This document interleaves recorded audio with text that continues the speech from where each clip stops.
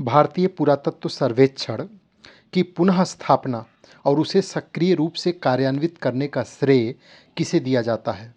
Answer है Lord Curzon.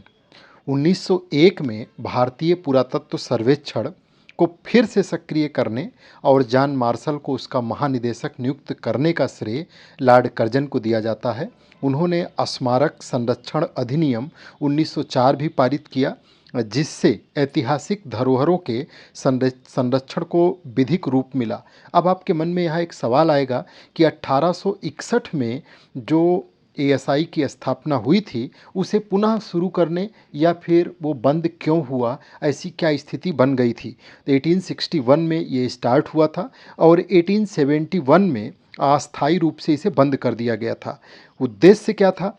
उस समय कारण वजह ये बना कि ब्रिटिश सरकार का असंवेदनशील रवैया और बजट की कमी तथा ऐतिहासिक धरोहरों के संरक्षण में उसकी रुचि की कमी थी।